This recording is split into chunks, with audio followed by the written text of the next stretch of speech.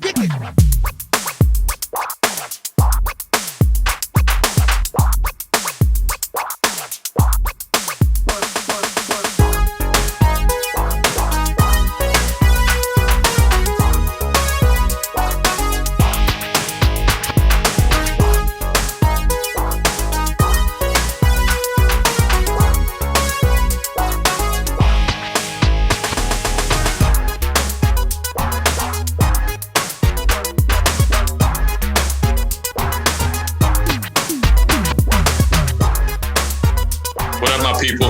Welcome to the League Talk Podcast. I'm your host, Shane Newman.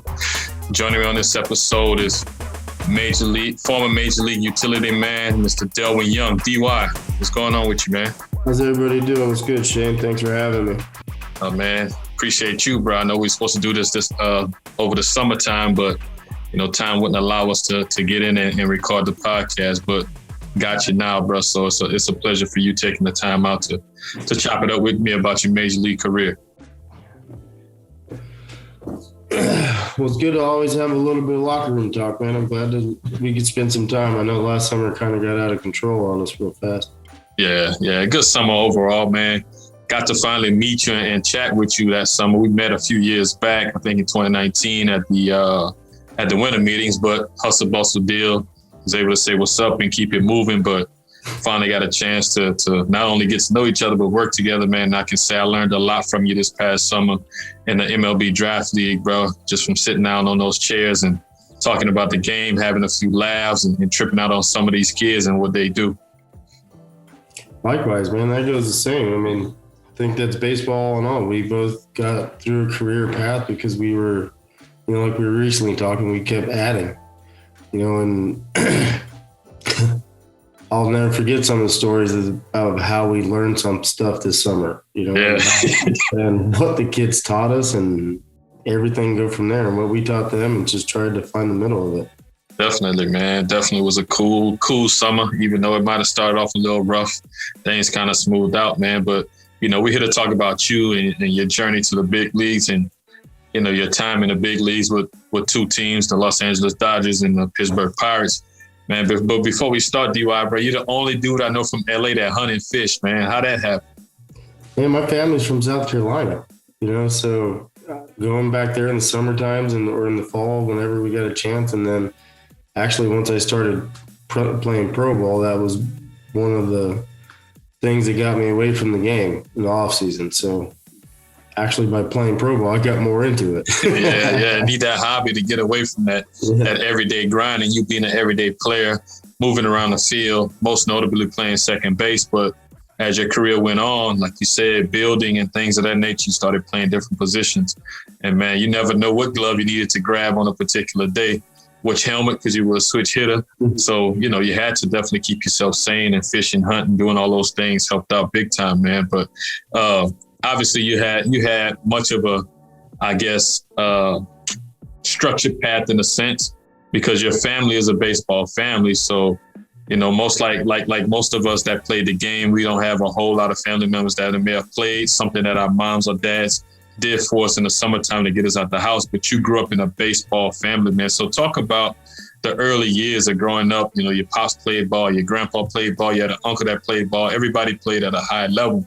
Talk about that upbringing for you, those early years of playing baseball. Was it easy for you to jump into the game, or did you have some restraint because so many people in your family played?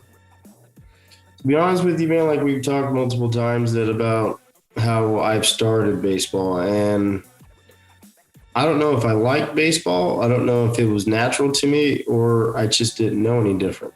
And that's coming from my family. My grandpa scouted for 40 years or something. My uncle's still coaching.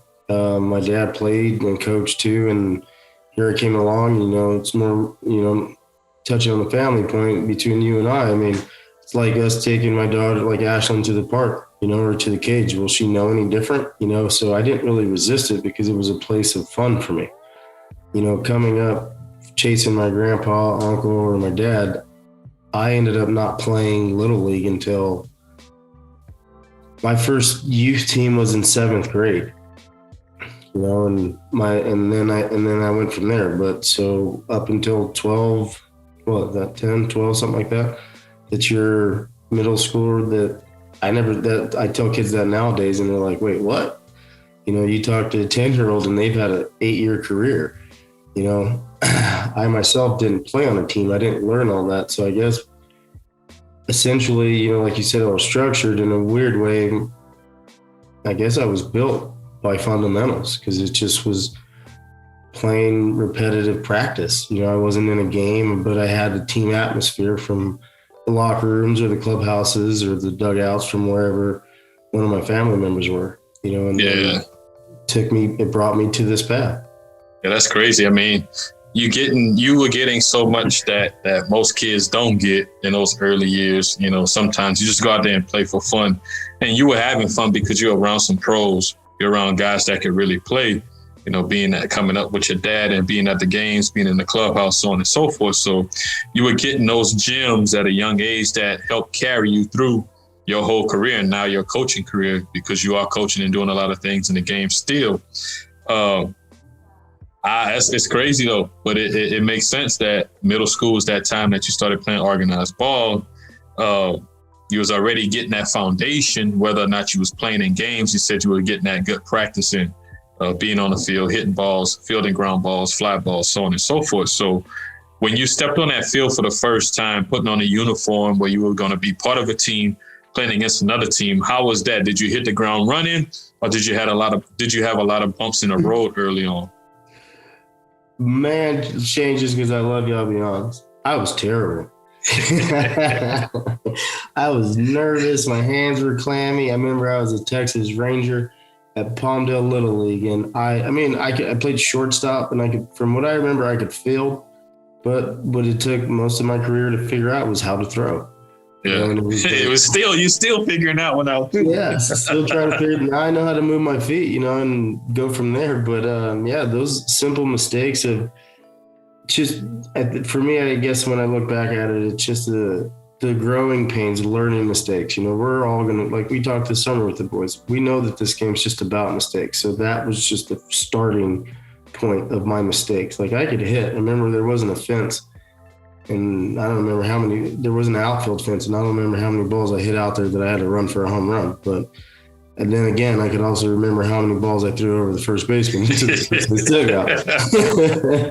You know, so that was how I started, man. And that was where I guess my career started. Up until that point, like I'm a product of the program that came out of LA. You know, there was a show or a documentary on that where through the early 80s, there was a huge talent pool that came out of LA, and my dad was part of that, you know, and Mike Gardner and Ellis Valentine, Darryl Strawberry and Eric Davis and Big Money. And, you know, that's how I learned baseball.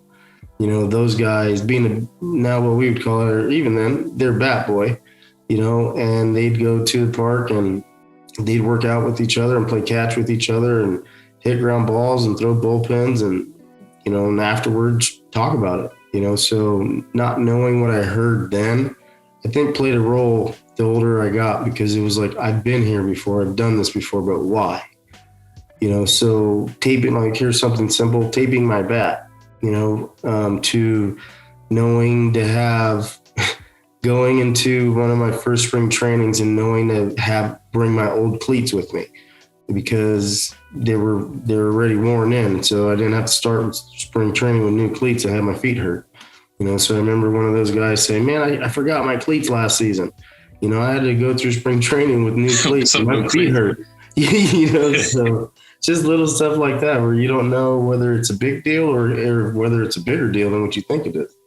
Yeah, it's those little gems, like I said before, that you're picking up. And, you know, people like myself, we're around the same age, watching baseball in the 80s and 90s and seeing those guys that you mentioned, as well as others. When you talk Doc Gooden, Gary Sheffield, all of those guys, I was watching from afar, but you were able to touch some of these guys. And that's huge in the development of you as a ball player, but as a person too, how to conduct yourself as a man and go through life, you know, having the right frame of mind, so on and so forth. So I think that's a lost art now, because a lot of kids don't know players. They know the big stars, but they don't know guys that like yourself that grind it out, that find themselves in a big league lineup, playing and getting the most out of themselves, and might last 4 to 6 years and have a nice, healthy career in the major leagues. They know the Mike Trouts, they know the Mookie Betts, they know all those guys that are, superstar type ball players. They don't know those guys that grind it out and stick around for a while. So maybe that'll come back where guys get to know the players and appreciate the players that are paving the way for them, man. But for you to have that firsthand, to start off terrible and realize that you couldn't throw, you can field it, you can swing it. Obviously, they kept you in the lineup because you could swing it. And then just talk about briefly, man, being around those guys and then figuring it out. Obviously, being able to control the ball enough to make consistent throws to first base to where the first baseman's not jumping or trying to dig something. When did that start? When did you start getting a better feel for that throwing? Defensively, I didn't hear the breakup part. The throwing part of it. When did you start to figure that out a little bit and control that? I think it's something you figure out every day you go on a baseball field. Not just throwing. I think it goes to hitting, but just your approach of the field or getting to the field of, this is part of my preparation of just playing for today. What do I have today? So some days I figured out late that my feet weren't moving. So maybe I'd started over here a little bit further, because if I threw it over here, that's where that error came from. So I start putting it together probably as soon as I made that error, whatever error may be. If I was running up the middle and I threw it off balance and threw it at the first baseman and it went into the dugout, I'm like, okay, well, you don't start it there. Yeah. So, I think that, like I said, back to 7th grade, that's where it started. And it's just building blocks of just going through research and feedback of how do you do this right? How do you do this wrong? And, I think there's a timing and a rhythm and a balance to everything. The good one, the bad one, the awesome one, the terrible one. And sometimes we just have to go through all those first to figure it out. And sometimes we don't do those first and we make our mistakes later. But for me, throwing,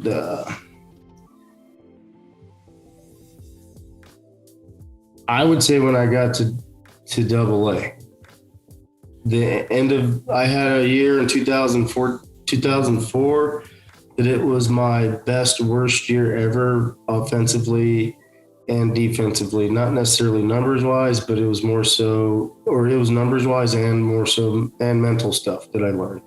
Gotcha. And I think that was a conversation between two coaches and I that was a turning point. Gotcha. And then from there on out, they fixed my head to make me feel like I was a quarterback in the pocket, and if I could, that was my mental cue. And if I could think like that, it just happened. But as soon as I would try and overthink it, then the other road would happen. Those triggers, man, that's as far as coaching and developing. You talked about not figuring it out till AA. It's a lot of things. And we go back to the younger generation of kids now that they're getting at 10, 12, 14 years old, that myself, UDY, we didn't get those things till we got to pro ball. We started seeing a little bit of it in college, but as far as attention to detail and those things like that, pro ball, man, AA for myself with a lot of things I started to figure out on a pitcher's mound. Was there any time, man, that you were discouraged and didn't want to play the game during that time because of the fact that I made so many throwing errors, I did so many things that I probably shouldn't be doing? Was there a time in your career prior to that you was like, man, this ain't for me, I'm shutting it down? Oh, man, I have a weird brain. So when I would do something good and I would be able to slow it down for myself, I'd ask myself that question. Likewise, that I would do when I would make a big mistake, because I felt like it was being able to control your heartbeat on both spectrums. If I was able to hit a game tying double and I get to second base and that moment of clarity hit me and I go, and the fans would be yelling and whatever, and you're just in competition, I'd ask myself, in high school, is this what I want to do?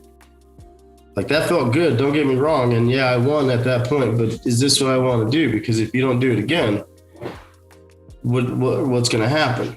Or if I, opposite way, that if I struck out, bases loaded, end of the game, I did ask that question, is this what I want to do? although be it I know that I didn't win that situation, but I competed. For me, it was competing.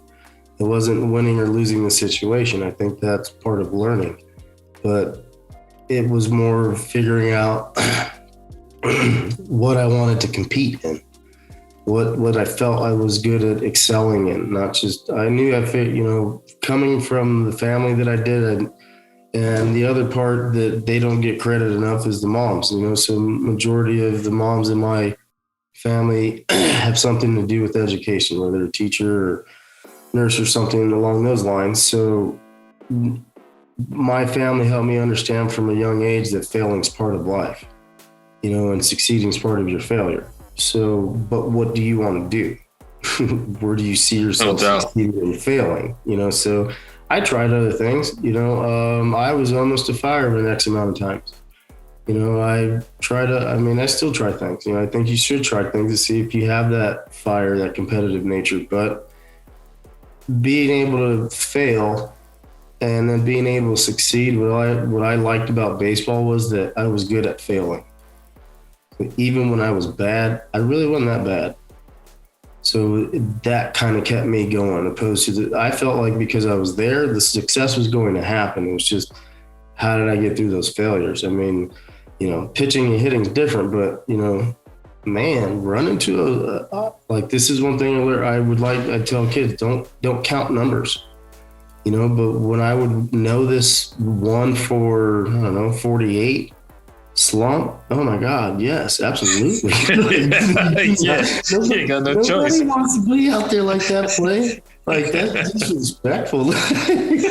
But that's the thing though, like if I could figure out a way and be creative to get out of that one for 48 and all of a sudden go, you know what? This is good for me. I'm going to succeed. And then it might be 48. I might feel like I was 48 for 1 and the ball barely got through the infield. Yeah. But at that point I realized that the ratio was off. It's 9-1. So there's 9 players out there competing against me right now when I hit. Yes, there's some base runners. Yes, there's some coaches, but at that specific point in the game, it's 9 against 1.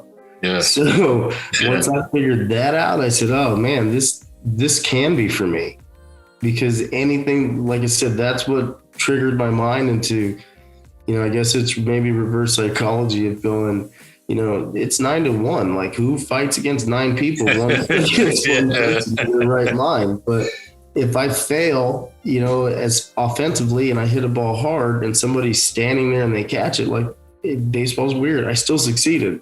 Yeah.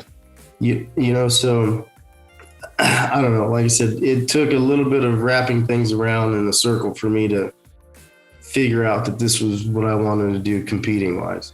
Definitely. Hey, man, definitely a different way of thinking, because, I could probably take this from about 100 people. You might be the only person that thought about 9-1.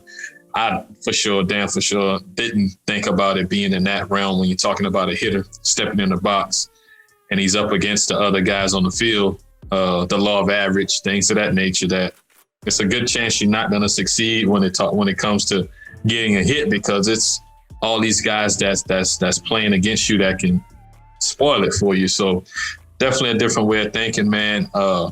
That's a gem, for whoever's listening, thinking about the game in that sense from the offensive standpoint. Obviously, when you're talking about pitching, it's you and the hitter and the umpire. So pitcher has a better chance no matter how you look at it when it comes to hitting and pitching. But on the flip side of it, man, you talked about becoming a fireman, but I remember you telling me a story about one time you was going to be a boxer too, but you shut that down quick. Yeah. That story got brought up the other night. Yeah. So that definitely shut that down, getting hit, not being ready to defend yourself or none of that stuff, man. So baseball is a hell of a lot easier to where you can, duck and dodge and all of that stuff and not worry about getting hit. Similar to boxing, you got to keep your hands up. If your hands ain't ready, you can't do much. Definitely. So I know that definitely helped you out in that development with baseball, man. And moving on to high school, getting a little, not necessarily a late start, but putting on that uniform a little bit later than others. Going into high school, Was that an adjustment, or were you starting to really like feel yourself? Because you swung the bat, like you said, you swung the bat well and you played good defense. You know, it was only one thing missing for you, consistently making throws to first base or wherever you needed to make those throws to. Moving to high school, was it a big adjustment, or it was just kind of a smooth transition from you starting and then 2 years later, you know, you playing on the big field that your dad or all the guys you've been around have been playing on? When we talking dimensions. That's a good question. Or you just naive and just went out there and did it? So I would say this. So now thinking about it as a coach, I played in 7th and 8th grade, and that was my bottom, right? That's where was my starting point. But then my freshman year, I played half the year on varsity and half the year on freshman. Yeah, I split time. So that I think was one of my first segues to I'm not just doing this, I am good at it. Yeah. You know, and it happened, you know, back-to-back years, back-to-back summers. So there must have been something that I figured out, something offensively, because I excelled early in high school, right-handed, you know, my freshman and sophomore years. And so then once I was there my sophomore year, I just knew that I was there, you know, because I tried to get there my freshman year and didn't until half of the season. But then, you know, I got, for what we would say, I got called up. Yeah. You know, so I got the taste of playing against those older kids. And I think now what had happened prior to in my elementary school years now caught up, because it didn't caught up in a good way for me, because I wasn't surprised offensively. I wasn't surprised defensively. It just was, this is where I'm at for the next 3 years. Now learn how to be the best here, you know, because then offensively I settled really well through high school. And like now when I tell kids this, and I didn't know it until, you know, here we are 20 something years later, but I started switch hitting my sophomore year, or my junior summer, after my sophomore year of that, I went into that summer learning how to hit left-handed. And then that junior year, I put up some good home run numbers, some good offensive numbers. And then my senior year, I ended up breaking the state record for home runs. So, I mean, in high school, like from my sophomore year till 2004, till I was in high A, I don't feel like there was any stopping me. Yeah. From where I went to, from the players that I was with to compete, that I learned how to compete, you know, things that I learned in the lineup, like I was able to, that's where the different nuggets of knowledge started. You know, Dennis Rogers at Riverside Community College, you know, and Rudy Arguelles, he's still there. He's the head coach now, you know, and they came from pro ball. And I went to Santa Barbara City and played for my uncle, you know, and he pro ball. And then from then on out, I think we talked about this summer. Every year I played for at least one person on the staff that was in the big leagues. You know, so from a young age, from my daughter's age of 3 till now, you know, I've been surrounded by good baseball people, genuine baseball people, and hard workers, and people that have won, you know, people that have been successful, but people have failed also too, you know, so it's just been in the baseball world from a young age, and depends on where I'm at, then knowledge comes through. Yeah, definitely, man. I have that as, you know, being blessed in that sense, and not thinking that would be your route because you started late. And then I have to be face-to-face with guys that have played at that level. You mentioned moms. Salute to all the moms that have been supportive in their sons' careers and their daughters' careers. They obviously, the moms hold everything together, put things in perspective as well, and make sure we're doing the right things. They played a huge role in your development and career as well. Speaking on the educational side, being willing to listen and implement some of the things that you were getting from these guys that have played baseball at a high level. And it was all at a fraction of a cost, DY. When you look at it. When you look at it now, it was all at a fraction of the cost. Now you can't get that shit. I'm sorry. Come with a price tag, man. So, you navigate through that summer ball. You said, what triggered you to switch hit though? Like you talked about that after your sophomore year, having success in the varsity level in high school. What triggered you to say, hey man, let me go ahead and start swinging the bat from the other side of the plate? Well,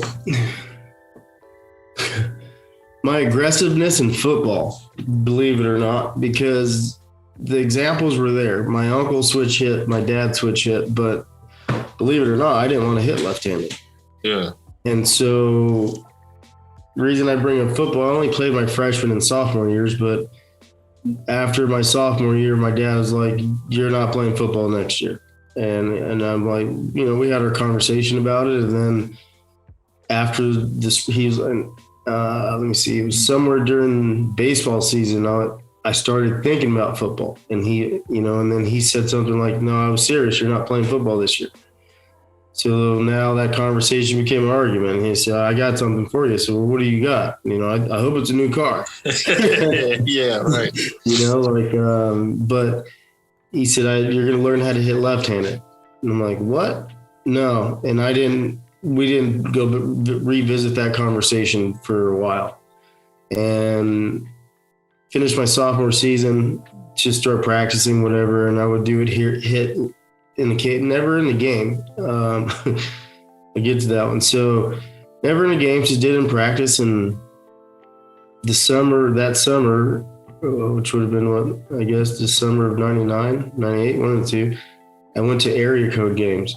Everybody knew me as right-handed, played shortstop. Well, like I said, I practiced with my dad and my grandpa and uncle here and there in the yard or whenever, hitting left-handed, but never in a game. Maybe some batting practice at this point, my dude. Like, not a lot. Like, I was very, very first phase. So I had hit. No, it was my first at bat. So I'm also played for my uncle during the area code game. So I'm in the hole. Yeah, and as I'm walking, and I'm in the hole, and I'm standing in the stairway, and I'm timing the guy. Okay, and I'm timing him right-handed. And as I go to get up there, walked on deck, my uncle stops me and he grabs me. And he said, my family calls me Pee-wee. He said, Pee-wee, go up there and hit left-handed. I said, no. He goes, do you got his timing? I go, yeah. He goes, good. Go up there and hit left-handed. And I walked away. Oh, what'd you say? And then he said, hit left-handed. I said, no. Oh, no. Like, I really wish there was a picture of my face at that point. And he's like, I don't care what you do. He was like, it's not about it's not about the result. It's just about you going to do it. Yeah. I said, no, I've never hit in a game and not here, man. Like, no, I'm trying to hit a home run in front of there you go. Yeah. Yeah. Like, I'm not trying. I've never hit left-handed. And so he threatened me with leaving me. He said, and we rode there. He's like, well, you can find a ride home then because I'm going to leave you. And I said, you're going to leave me? No. And it was just Uncle and I. Like, my grandparents didn't come that day. My dad didn't come. Yeah. So, you had no cell phone. You had a cell phone. We're in high school. There's no cell phones, right? So I couldn't just call somebody or Uber or anything crazy. So, probably didn't even have change to call somebody. I take a deep breath. I say some choice words up underneath my breath, and I go up there and I hit left-handed. And sure enough, I strike out. I come back and I toss my helmet in and I toss my bat in the bat rack. And he goes, I go, are you happy? And he goes, yeah, I'm happy. He goes, but it's not matter if I'm happy or not. He goes, you did your job. And then I go, what do you mean I did my job? I struck out. And then he was like, no, look. And he pointed at the stands and all the scouts were writing. And next thing you know, they're writing and they're putting something different in their reports. He goes, it wasn't about you hitting something. He goes, it was just about you showing them something different.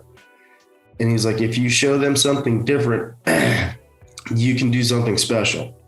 He's like, otherwise, he said, if you're good with being ordinary, that's fine. Just go hit right-handed. But if you want to do something special and let them make them write something special, then maybe you should hit left-handed.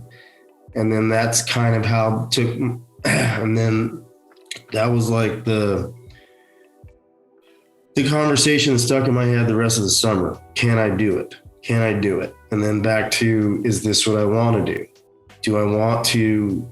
I just learned how to hit right-handed. Like I was just, man, I was on to something in junior high, and then my freshman year I hit like 2 home runs, and somebody said the school record was like 5, and I was like, whoa, hold on. So there was my carrot, right? So I learned something, there's my carrot. I broke that, and now I'm the home run record for leader for my school. And I'm like, how am I going to do this left-handed? So I went through the summer doing that, and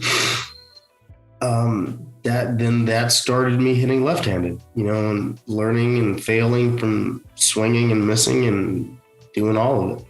Yeah, and then the majority of your bats are coming from the left side. We know most pitchers are going to be right-handed. So he's like, damn, I'm digging myself a hole. Like you said, did all that work to get to that point from the right side and started to see some success. You went to area code games, which is huge.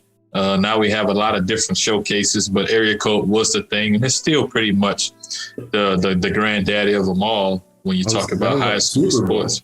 Yeah, exactly. I mean, and it was on the West Coast. It was in LA. It wasn't area code in Texas, Virginia and places like that. It was one place to go for area code, man. So that summer, you start touring with the switch hit. You got challenged by your uncle to do it. Is that when everything took off, or was that another setback? Did you start getting that attention from college coaches at that point? Speak on that summer and what it took you from. As your uncle said, there were scouts writing down stuff about you because you swung from the left side. Did you start getting those letters and things of that nature, or things just kind of was still the same? Man, all the way through high school, I never really got letters from from colleges. I had spoke through to pro teams more than I did colleges. It was, damn. I don't remember getting a letter. And if one of you universities out there here and said that you sent me a letter, I'm still waiting on it. But didn't get it. That was that. I wasn't playing to go to a college. I was playing to go to pro ball, and I probably could have been playing to go to college, but didn't have that carrot. And, I'm a USC fan, and my aunt went there. That's family members went there, and I guess just college wasn't necessarily on my radar, or I wasn't on their radar, but the carrot at that point was, I liked it. Like that was my challenge that my dad put in front of me, and then my uncle was just basically put it to the point where I could, for me, I'd say blandly put it how to accept it or not. Like, do you want, this is great that you can do this and the rest of us did this, but why do you think, and then I forgot about this. He's like, why do you think your dad switched it? Why do you think I switched it? We didn't want to do anything ordinary. Yeah. Or just be a normal right-handed hitter that plays 5'9", that plays the middle infield, so it was more about, I think, accepting their challenge of doing something that they didn't do at that point, because I believe both of them started switch hitting later in their careers. Like my dad did it in pro ball, and I think my uncle did it in college. Gotcha.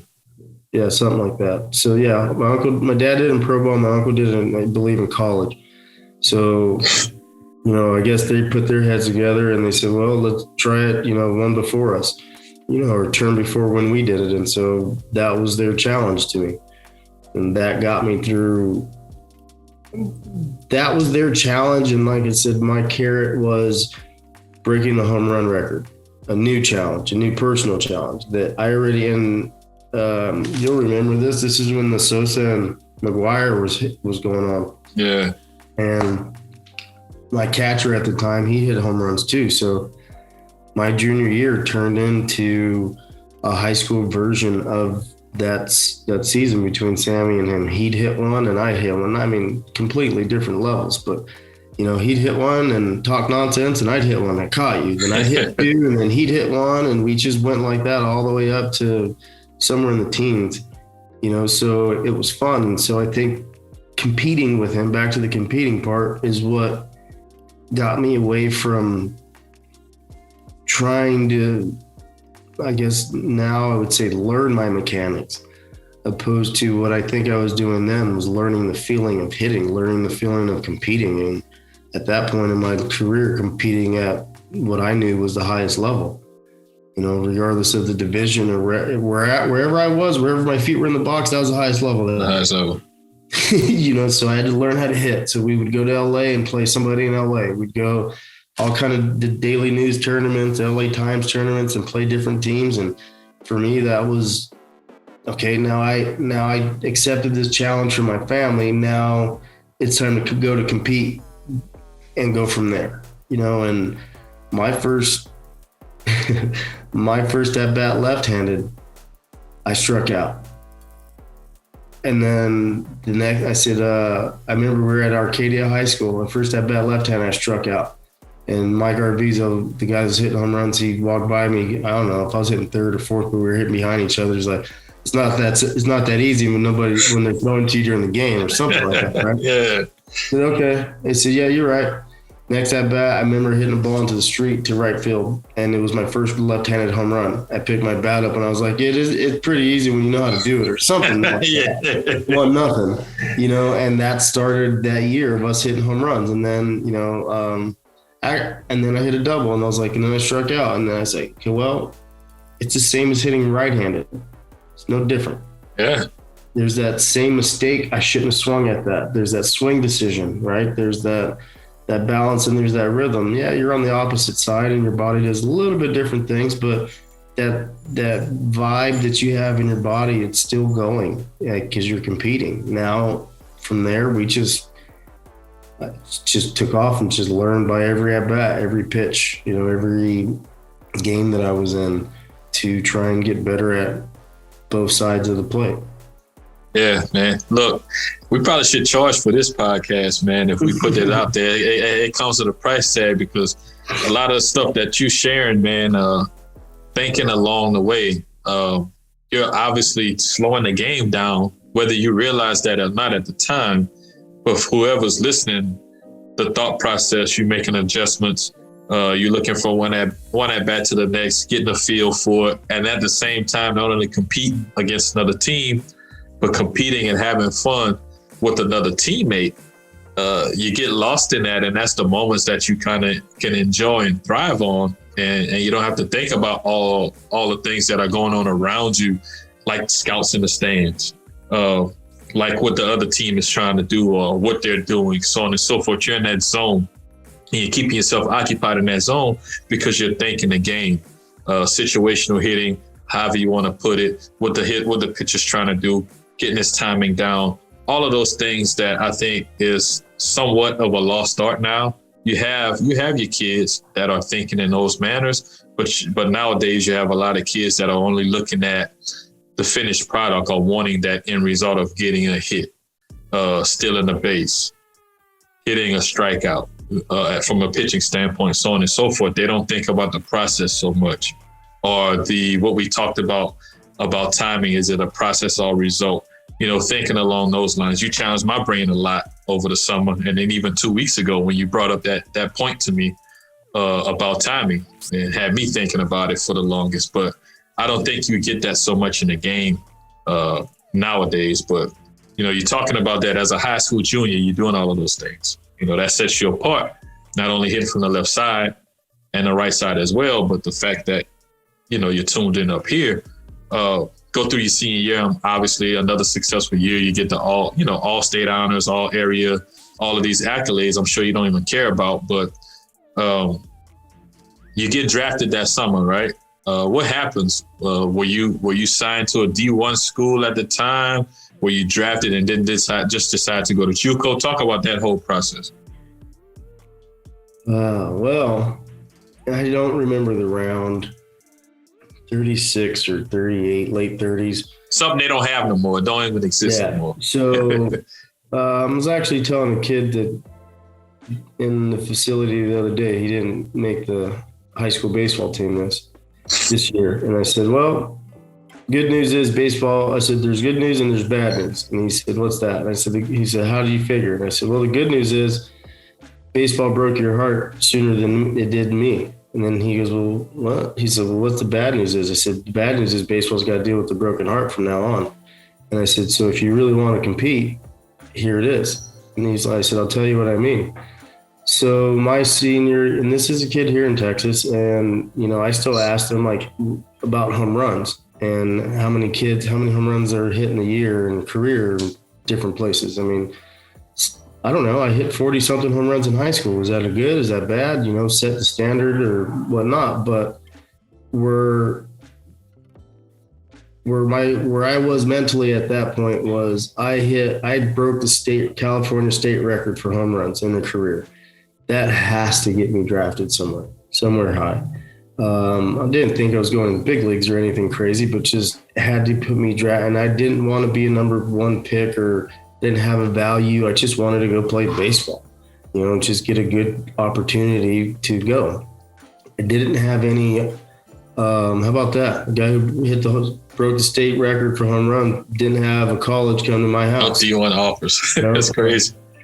I would tell you the schools that I went and saw on my own, but I don't want to publicly shame them for whatever. But there was a handful of schools in the Southern California area that my parents and I went to their school, but it wasn't an official visit. We just went and walked around the school. Yeah. But that first day comes because first draft day. I want to say it was at 9. So I knew what classes I was going to be in, when about the time the rounds were going to go, and didn't get a phone call all day. Went home. Nobody calls me. My dad asked anybody called. Nobody called. So I didn't get drafted on the first day. That's where I just was like, oh, I'm never going to play baseball again. I didn't pick a bat up or anything from that point till fall, I believe, until I had to. Yeah. Until I went to Riverside. Yeah, because second day comes. I had family call me that first day. I didn't call. I didn't return any phone calls. I didn't pick up the phone. I just was out in the yard just doing stuff. I think I went fishing. I think that's what I was doing, fishing or riding a quad or something. I was just doing something where I just knew I wasn't drafted. So that was my Super Bowl Sunday, and it didn't work. So the next day I get a call in biology class. Hello, how's it going? This is so-and-so from Atlanta Braves. You've been drafted in something round. I was like, hey, thanks, appreciate it. I just hung up the phone. And so I went to how I went to Riverside was not by choice. It was by force of my dad. And I played against this guy. He's a good guy. He's been a director, blah, blah, blah, in the pros and in the minor leagues. And this is where you need to be. And he's good. He's got a good soul for you. Whatever. So I go to the All-Star game, and before the All-Star game, the guy from the Braves, John Ramey, I meet him. He gives me hat like this. Me and my dad, my grandpa, all one size fits all hats, Atlanta Braves hats. He said, congratulations, you've been drafted by Atlanta Braves. I'm like, who are you? He's like, I'm the scout that drafted you. I said, well, why'd you take me in the 38th round? So my dad's like, you go stop it, right? So, and so and this was before the game, and he goes, I said, so, let me know if you don't want me to play. Like, did you bring a contract, or like, am I going to go to the minor leagues or what? He's like, no, we're going to draft and follow, which that's no longer not possible now. Baseball doesn't do that anymore. So I was like, what is draft and follow? He said, well, we would like for you to go to Riverside Community College or Santa Ana or somewhere in the Orange Coast Conference. Because that's the best conference in the league, and we can draft you, or we can sign you before next year's draft. And I was like, no, I'm not going to Atlanta, but if I'm not going to the minor leagues, then I'm not going. And I walked off. And so I was like, I got a home run derby to participate in. Excuse me. So, I know how that came out, bro. I know you a little bit, so I know how that. Yeah, this is the best part of it, and this is, baseball paid me back right away for being a shit. So there's a home run derby. I'm the home run record leader for California, right? Shane, I didn't hit not one home run. Papa, roll over, Papa, yanked one. Ooh, I got that. Okay. So then after the home run derby, I'm like, wow, okay, put your foot in your own mouth. Maybe you don't need to go to Atlanta. Is this really what you want to do? And so then there was a guy that was I don't remember who he was, but there's a draft and follow guy, or a guy that was also drafted that was a starter. And then that was a bell that just, it lit me on fire. And I was like, okay, I'm going to show you that this is why I should go. I should be signed. I don't care where you guys signed me at or you guys drafted me at, but I should sign. And so I hit a home run off of him. And then my first at bat, the second guy hit another home run. I'm like, okay, after the game, I'm like, I changed your mind. And he's like, I mean, I can't do anything, but this is what we want you to do. So that was, so then they were like, he's like, man, when's the last time you hit? I was like, man, I haven't hit since this season. And this was probably a month later, however long after the draft. And I was like, I'm not playing baseball anymore. This is my last game. I don't want to do it. Yeah. And I was like, so that was frustration swings, whatever. So my dad talks me into going to Riverside, and it was a Top Gun moment for me. It was coming into the locker room, and I remember Rudy Arguez telling I believe he's the hitting coach, going, see, I told you, you better be ready. And so what he meant was my dad and I met the coaching staff prior to, and Rudy was like, I get it. I looked you up. You're pretty good. He threw out some numbers, whatever, threw out some history. He's like, but I just want to let you know, all those numbers that you accumulated, like, they're good, but the guys that are coming in here, if they're not better, or if they're not the equal to or better, they're at least equal to, yeah. They're at least equal to, possibly better. And he was fucking with me. And I'm like, what do you mean? He's like, well, this guy hit blah, blah, blah. And I was like, yeah, but I hit this. And then he's like, yeah, but that was in this conference. So we started having that conversation. Yeah. I started trying to put up for myself. And then when I met the guys, he was like that. He goes, this is what I mean. And they had us stand up and say who we are and what we did and how many all-stars and whatever conference championships and whatever accolades we had in high school. And that was me going, whoa. I looked around the room. Hey, wow. And I mean, mind you, everybody's always been bigger than me, and so then there's that part. It's not the little man syndrome, but it's just the fact that I know that if you hit 350, then why can't I hit 450? Yeah. If you hit 450, why can't I hit 4? You know what I mean? So then it just went back to what I learned my junior year of competing and trying to figure out who to compete against and who we're competing against. It's just a new league, and went from there. And then we won state championship and didn't get, I believe they offered me like 10 grand or 15 grand. After your freshman year in JUCO? Yeah. The Braves did that in the draft and follow situation, right? Yep. So I got all your accolades, the conference all-star team. And I want to say I even got like the MVP of the state championship or something like that. And I said no, because it was like, I'll even be nice to say 20 grand, but they didn't know where I was going. Where am I going? Well, I'm not too sure yet, but if you sign, you can sign for 20 grand. Well, what do you mean you don't know where I'm going? What position am I playing? Well, I'm not too sure yet. We haven't figured that out yet. Well, then I don't think that I'm too sure that I'm signing this, and so he said, well, what are you going to do? And so I went to play for the Santa Barbara Foresters during the summertime. And then that was like, I had really quick changing points in high school, from high school to my sophomore year. Cause then I believe when I went to Riverside, they had just won the state championship in 2000. So we went back to back and by winning in 2001, but then I transferred to Santa Barbara. And my scout was hot because it was like a 3-hour drive for him. Yeah. And so they're like, you're playing at the state, the best place in the state to play. You guys just won state. You guys are 1 or 2 in the nation or something like that. what else do you want? I go, well, obviously it's not good enough for you. So I'm going to go play with my uncle, and we're going to go develop some other skills that I don't have, I guess. You can go from there. So I transferred to Santa Barbara.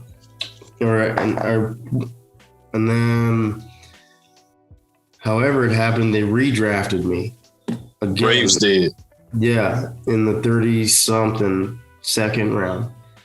And then he offered me, like 10 grand on top of that, whatever the first initial one was, not to go to Santa Barbara. And I said, well, thank you, but no thank you. Now I was playing for the Santa Barbara Foresters. Now I started to get college exposure, and then their program's still great of placing guys and getting guys from big programs. And I was playing with those guys. So the USCs and Arizona States and Oklahomas and Texas and Hawaii, and then you have me from Riverside City. Yeah. And so they're like, man, you can hit, you can do this. We're like, man, you're better than our blah, blah, blah. Why don't you talk to our coach? And so I'm like, sure, whatever. I'm not going anywhere, so my teammates helped me, my coach helped me, and then I ended up getting a letter of intent to go to Cal State Fullerton. And was about to go to Cal State Fullerton, and then that last meeting before the draft happened, and that's when I knew that at that point it wasn't the best opportunity. Like I could sense it prior to, and thank God that I was from a baseball family, but at that point I think it was 40 grand to go play, because you can kind of play. So we'll give you, and you've done something, you did the same thing in this league than you did last year. And I said, well, does that mean something? Well, kind of. So he's just downgrading me for everything that I did. Well, you can kind of throw, you can run sometimes, and he's like, well, your tool is to hit, but it's just, I don't know how well the aluminum bat or how well it's going to play at the next level. And I said, I just hit 403 with his Foresters with the wood bat in the summertime.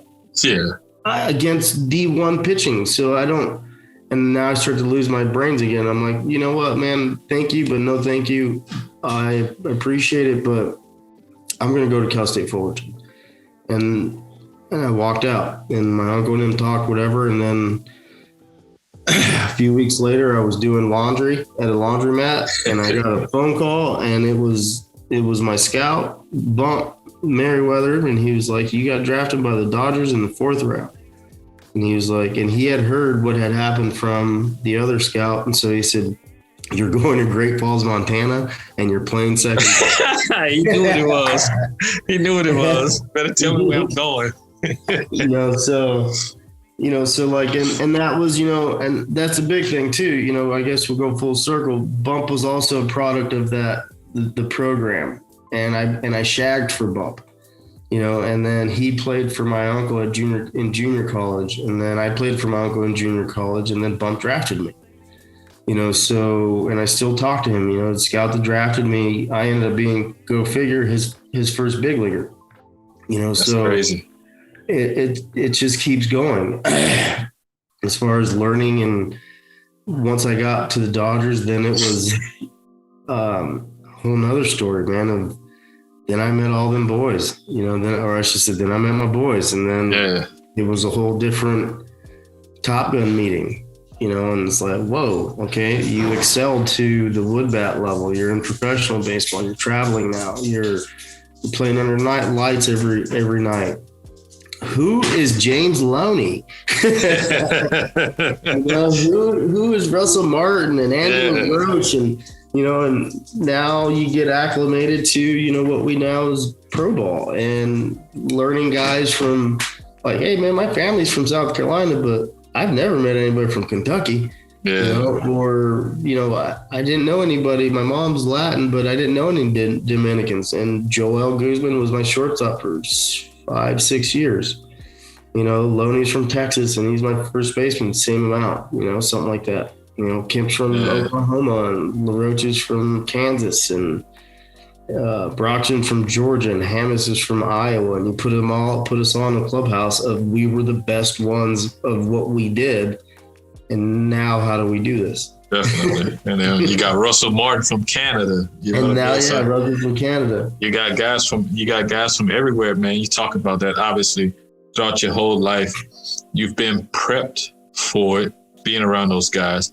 But it's different when it's time for you to really experience it. And you're around a good group of guys. Everybody that you just named had significant careers in the big leagues, made it to the big leagues. Some of them even had, like you're talking about LaRoche, his dad played in the big leagues. His older brother was a big leaguer. So you guys were probably able to kind of hit it off because you come from that same pedigree in a sense. Not to mention all of the prospects you guys had at that time in your class, or that might have been drafted a year before or a year after you. Talk about that grind early on, because it is an adjustment now. You're not living in a dorm. You know, you're taking bus trips. You're on the road for 3, 4, 5 days at a time.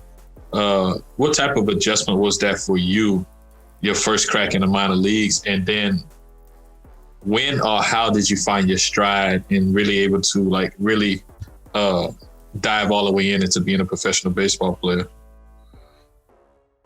Well, I think this comes from, being a little kid and just being in the car or van or bus or just some form of transportation, visiting my grandpa says, hey, we got to drive to Riverside today. I got to see a pitcher throw.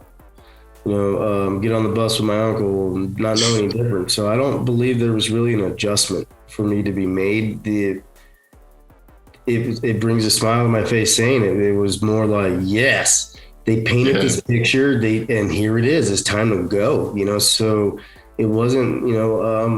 And as a coach and as a player, I've been to people that get homesick and I hate to say it, but that just wasn't me.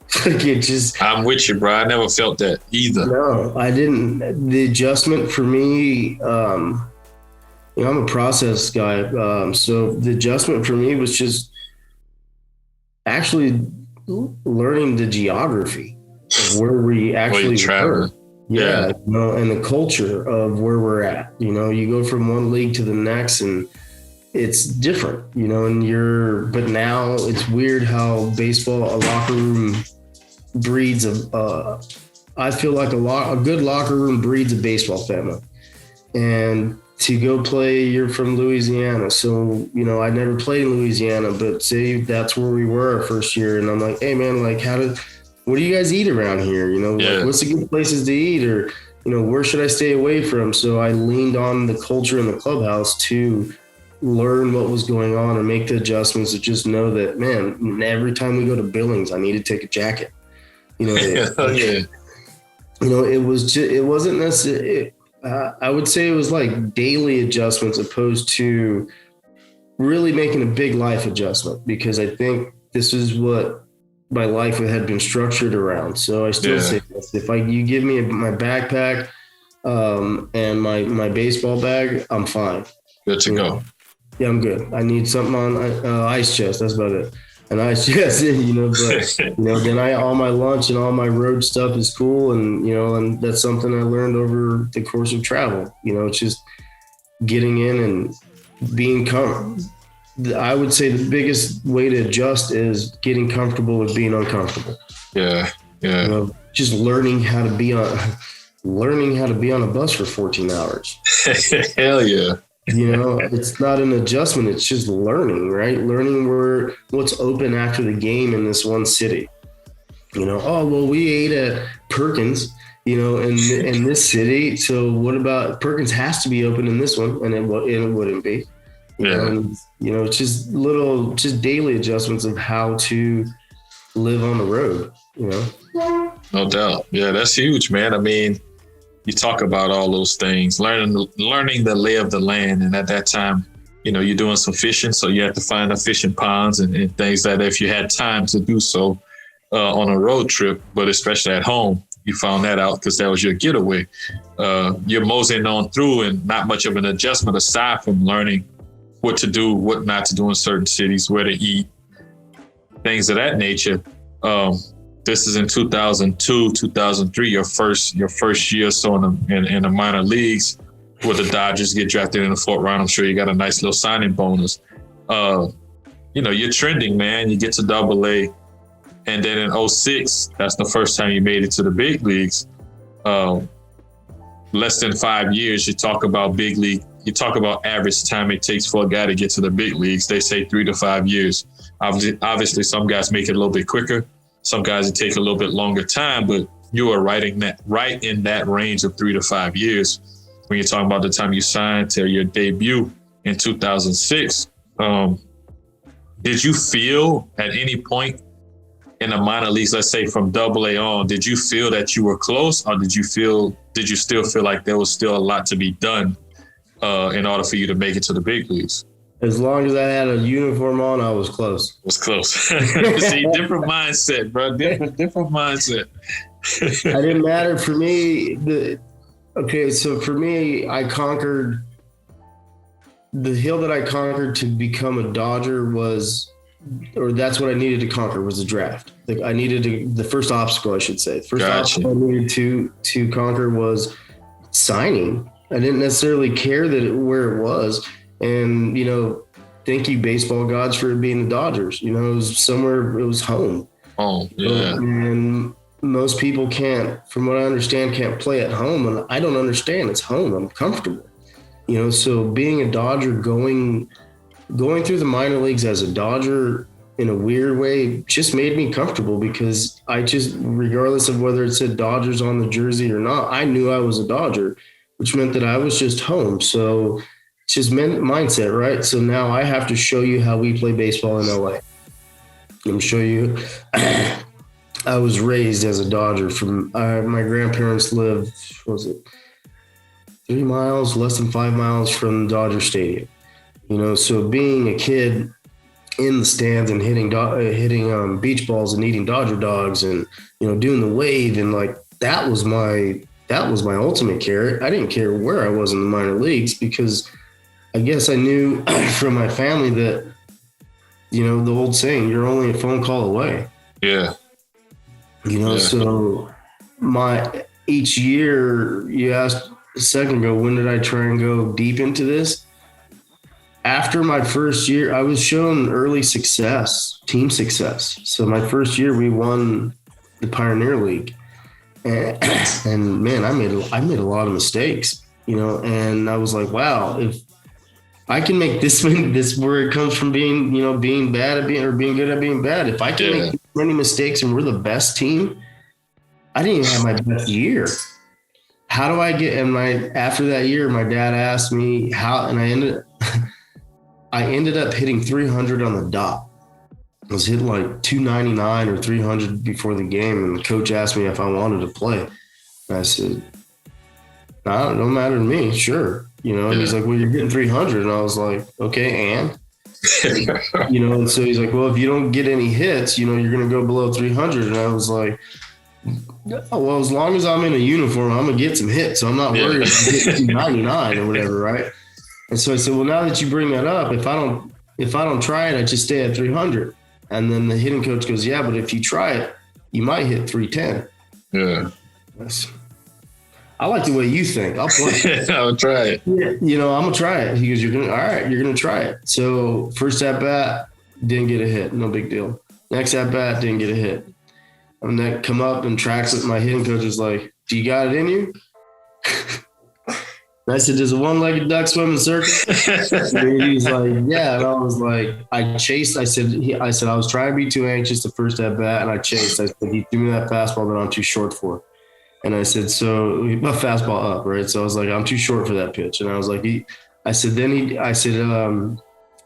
in there. I said, if I get the starter, yeah, I got it. I said, it depends on the reliever. If they flip me over, then maybe just trouble.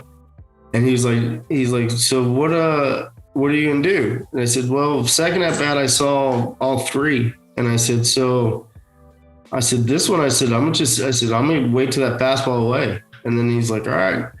And he threw me a fastball in, and I couldn't say no. And I swung at it, and I got jammed. And it's almost like I felt like I was Luis Gonzalez when they won the World Series. Like it was like that little baby blooper. And I was like, get down. It's down. And it dropped in shallow center field, man. And my manager took me out of the game, and he was like, "Oh my God, I can't take this anymore." He was all nervous. Like, you got your knock. You got your knock. You're out of the game. I was like, "Hey man," I was like, "I still got another one to get." I was like, 2 for 4. He's like, "No, I'm not letting you do it." So he took me out, man. But yeah, just from the Dodger days, I mean, little things like that happened, and like I said, I think my brain was, I guess, unintentionally, or by baseball gods, a higher being, God himself, being built for baseball mind. Because that year I had 2 big leaguers on my staff. The second year I had two, and then the only year I had 1 was 04, and then 5 I had 2, 6 I had 3, 7 I had 3, and then depends on where I was. Yeah, the rest is, you've been around some experience, and obviously those guys know how to talk to ball players, because everybody's different. We've talked about that in the summertime too. Talk about though, man, you, like you said, you're having that success, you're swinging it, you know, you double A, you figured out how to consistently make those throws. You've since moved to second base from shortstop. You get that call in 06, man. Were you in double A or triple A when you got that call? And talk about that whole little experience of finally getting called up to the big leagues, and you'll be joining that hometown team, the LA Dodgers, man. Talk about that day that everything happened. Man, that day was messed up because let me see. So was that Labor Day weekend? Yeah, the last game of the season. Yeah, so I think we played on a Monday, but I had played something ridiculous like 140 games or something. And so in the minor leagues? Yeah. You missed like 2 games? Yeah. And so my manager called me in and he told me, I think you've earned a day off. So I was supposed to play I wasn't supposed to play the last day. Yeah. So I was like, all right, so I got tomorrow off. He's like, yeah, perfect. I said, all right.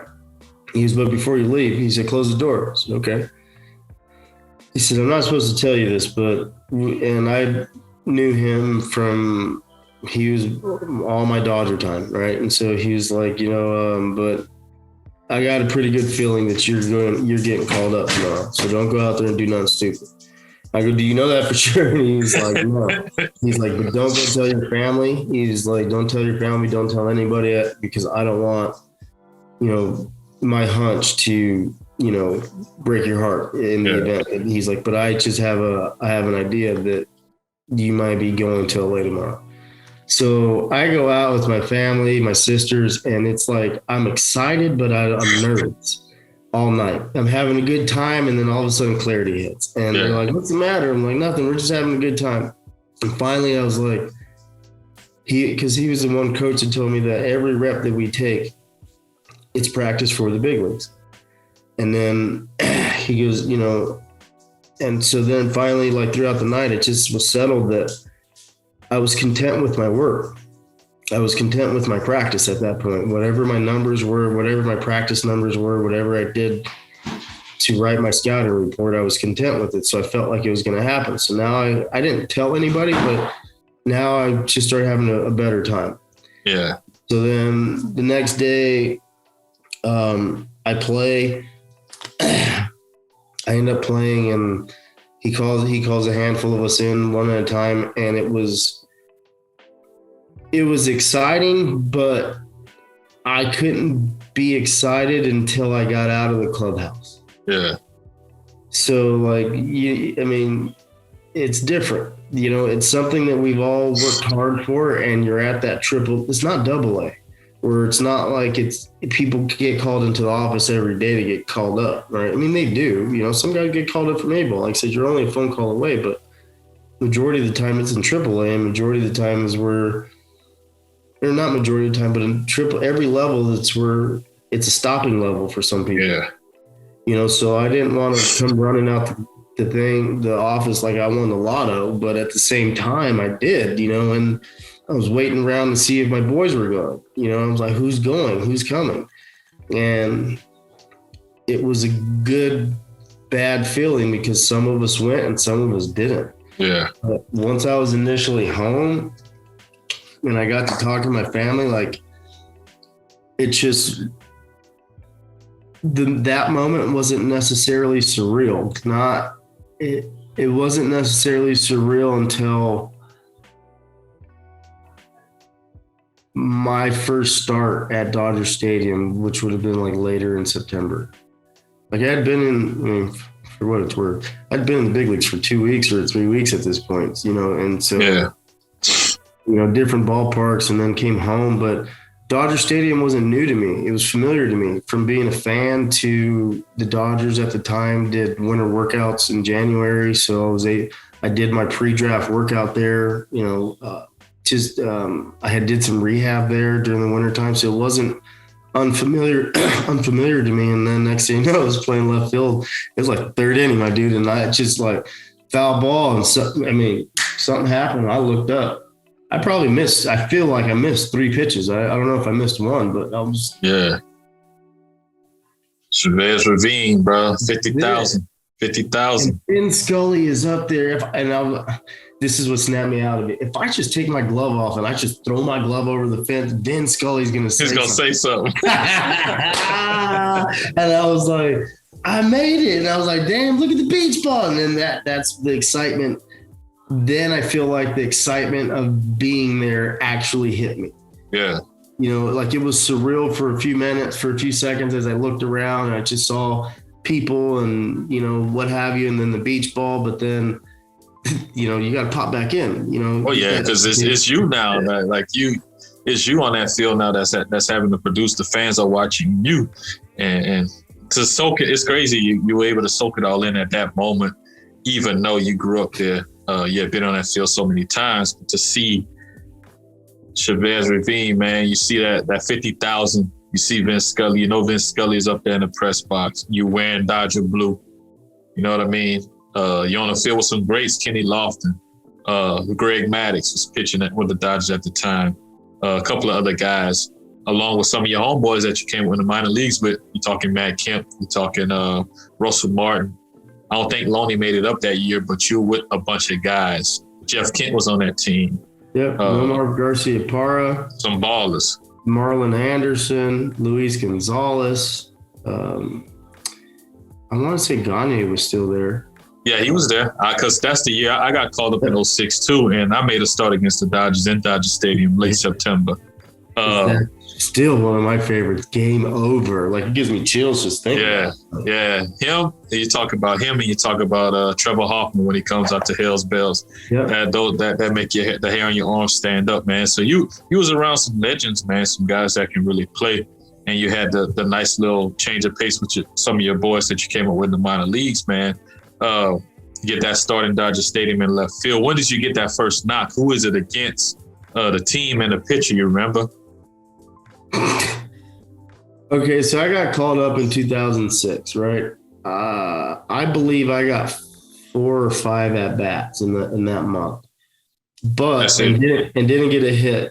The but there is like absolutely back to like competing. I would love to be in there, but all the like as this is how I say it. That September, I saw one of the greatest playoff races of my life still. But I was the 4% of the 4. I was the 4th% of the 4% that gets to the big leagues. I got to watch these Hall of Famers, or arguably Hall of Famers, go through and compete until the last day of the season. Yeah. Right. And so I didn't get a chance to get my first hit that first month. They were busy balling.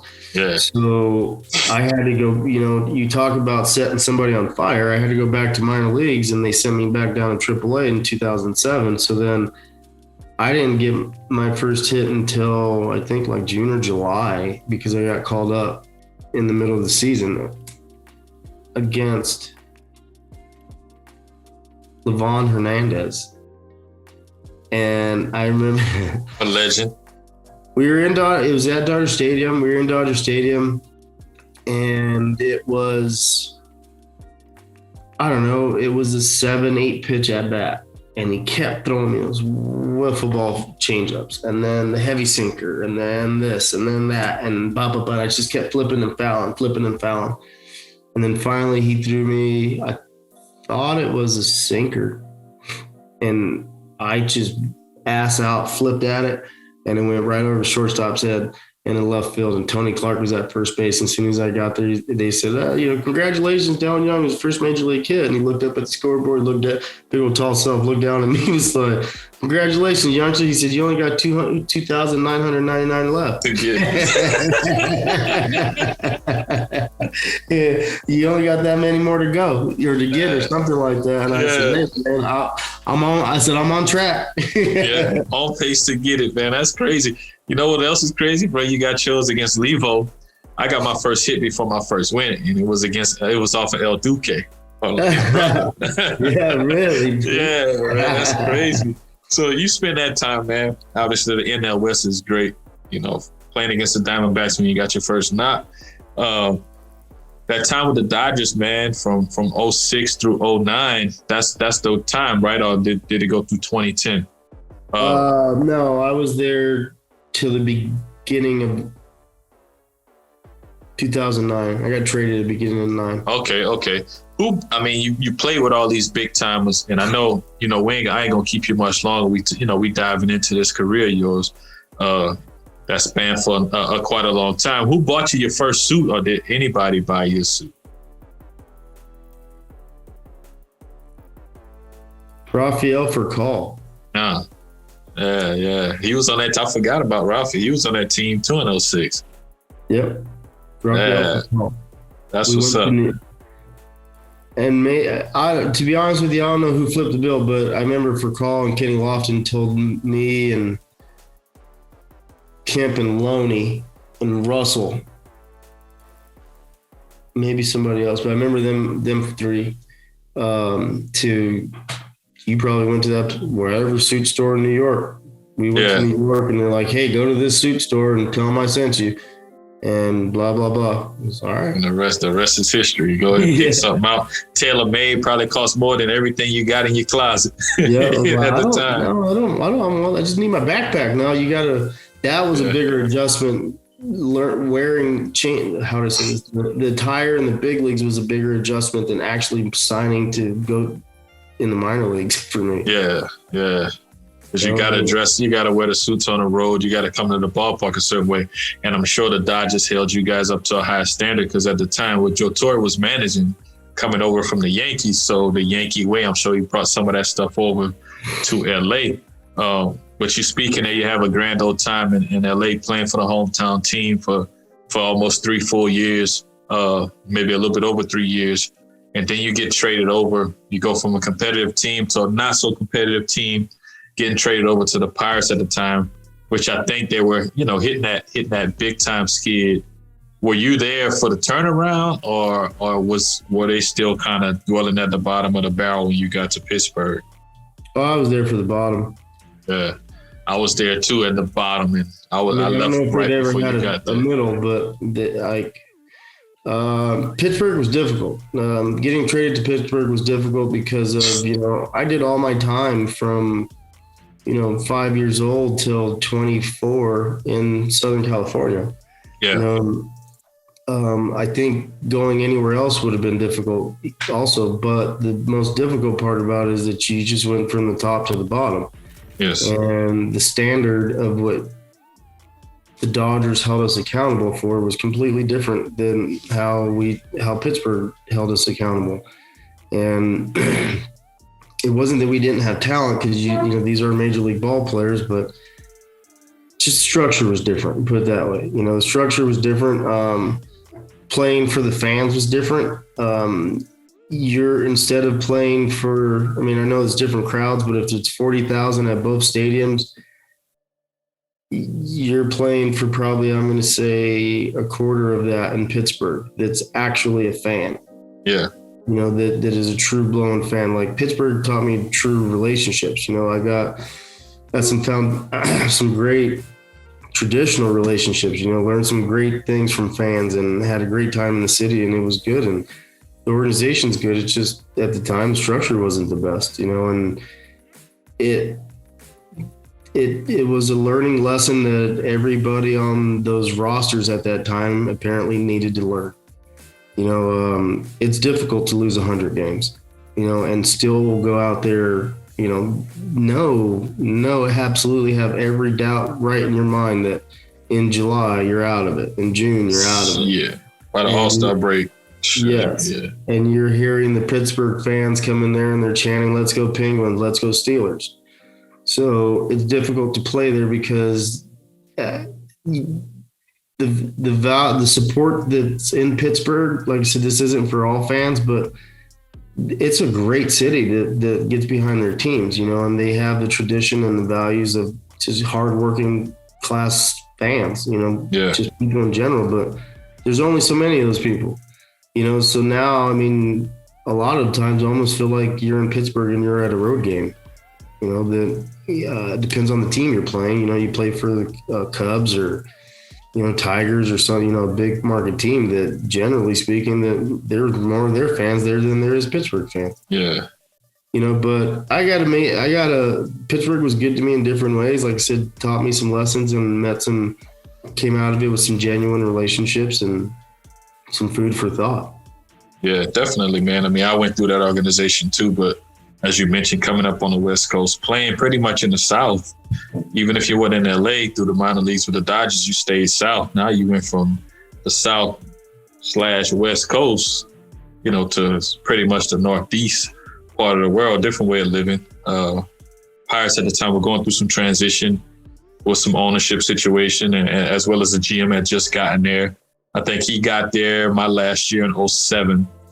It's when Neil Huntington got hired at the end of the season. So that was an adjustment. He wanted to do his own thing and whatever. We're not even going to get into all of that stuff, but I'm sure that molded you in a different way for the conclusion of your career, because you stuck around for quite a few more years, in the minor leagues with the Phillies and a couple of other organizations, the Nationals, played a little indie ball as well. That experience in Pittsburgh, going from, being a Dodger and, everything's top notch, you winning ball games, competing at a high level, playing with some veteran players that were leaders. Not saying that the Pirates didn't have veteran guys, but nobody was very vocal in that organization. So it was a whole different vibe. How did that mold the rest of your career and post-career playing in that situation? Did it teach you more of fending for yourself, more appreciation for the game, more appreciation for other things? What did that situation teach you? I think it completed me. Love him to death. And Perry Hill, my first year, Perry Hill was there, and he asked me a while back about throwing. Once there was that one mental trigger back in AA about staying in the pocket and throwing, and that helped me till so long, but there was still something not completely right at second base with me. And probably in Dodgers' eyes, in my opinion too, but they didn't fix it.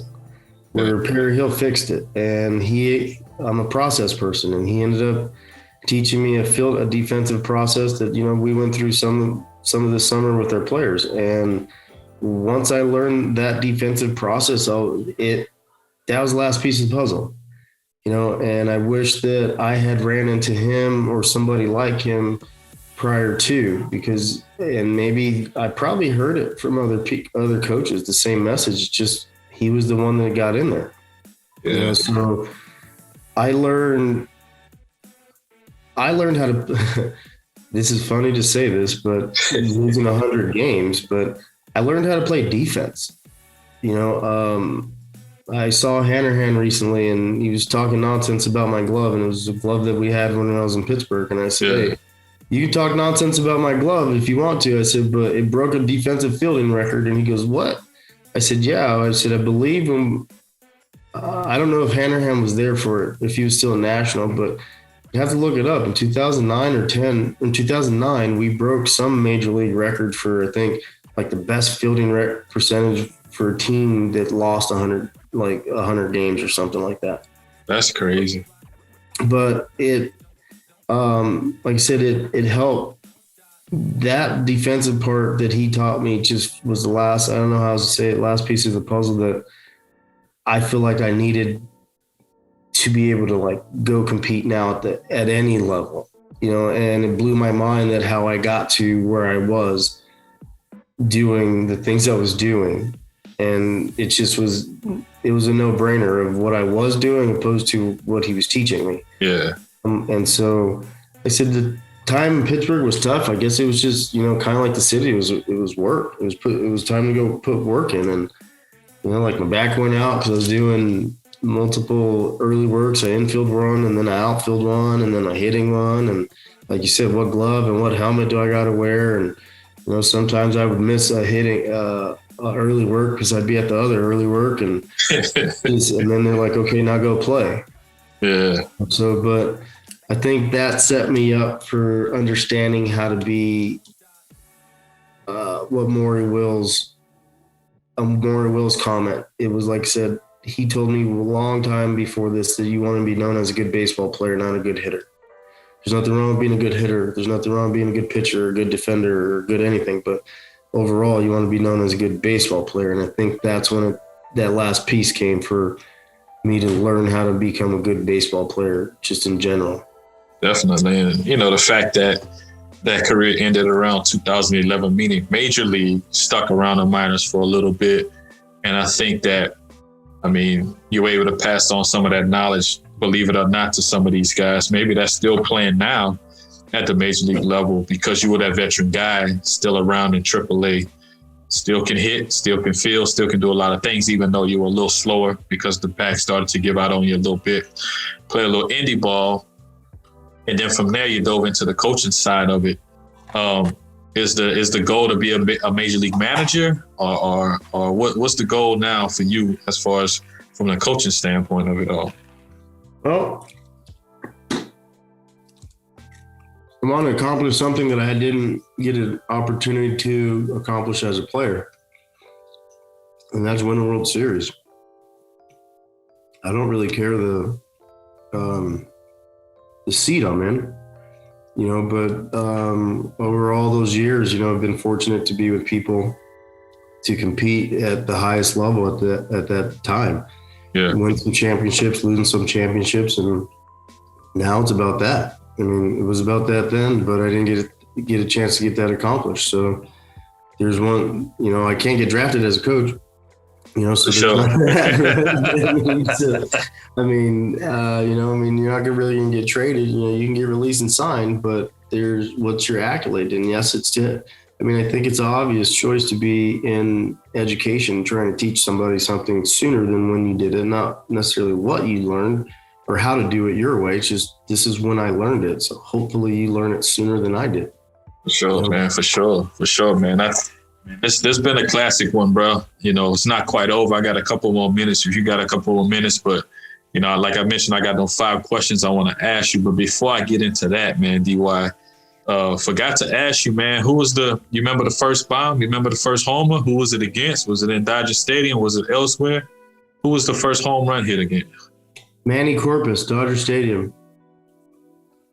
Manny Corpus, I think he threw some shit too. I remember that name. Sinker, slider, split, changeup. Dominican guy. Yeah, and threw hard too. It just wasn't that. He wasn't flipping shit. He threw hard. So that's crazy, man. Remembering those moments, those classic moments. Because as a hitter, obviously, that first hit, that first home run, those are the classic moments. Because I'm sure you got that baseball in the case, signed, all that stuff too, bro. But again, like I said, man, it was a classic podcast. Finally was able to get you on. Before we shut it down, as I mentioned, I got a couple of questions for you. Just real quick ones, short answer, whatever comes to mind that you can think of, just blurt it out. So we're going to jump on that. We're going to hop on that, and then I'm going to let you go, man, because I know you got some things to do. Got a family just like me. So your favorite, I'm going to get you to the first state, and I probably know the answer to this. Your favorite stadium to play in? Or city? Chicago. Yeah, great city. Definitely. Obviously, you're a road guy, from that answer. But second question, video game or baseball card? Which one did you get most excited about when you saw DY, that picture of DY? Was it the video game or the baseball card? Probably the card. Yeah. You grew up trading cards? You grew up collecting baseball cards? I mean, I grew up playing video games too, but I just feel like you see cards more than you do games. But it was to hit with yourself. Yeah. For sure, man. This one here, we're gonna go back to, well, you didn't start till 7th grade, but we're gonna go back to young DY. Your favorite concession stand food after the game, something that you had to have. They call them pepper bellies. Is that what it is? I ain't never heard of a pepper belly. What's that, bro?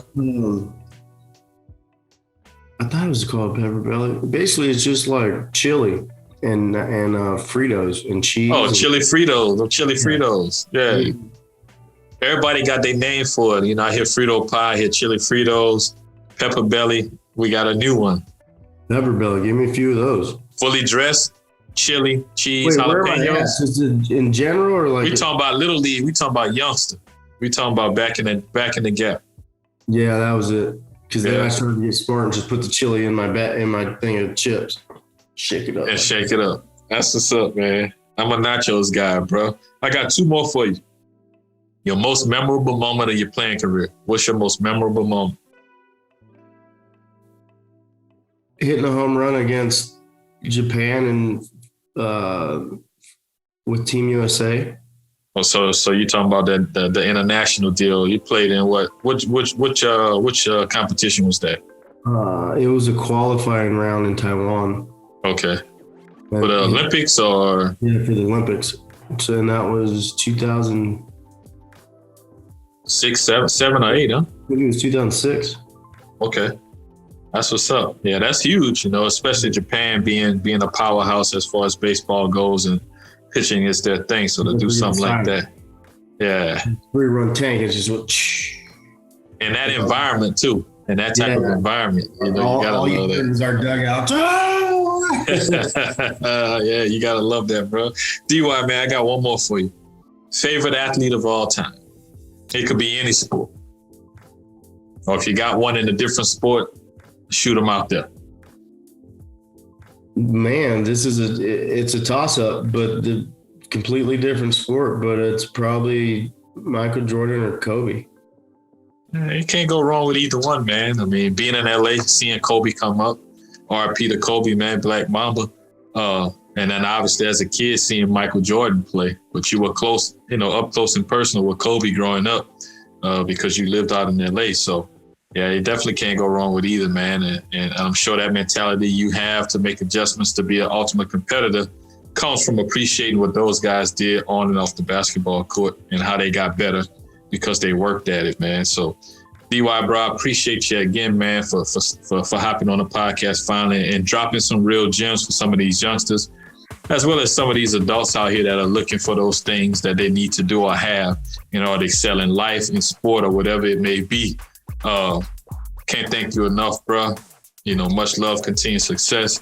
This is the League Talk Podcast, and we out of here.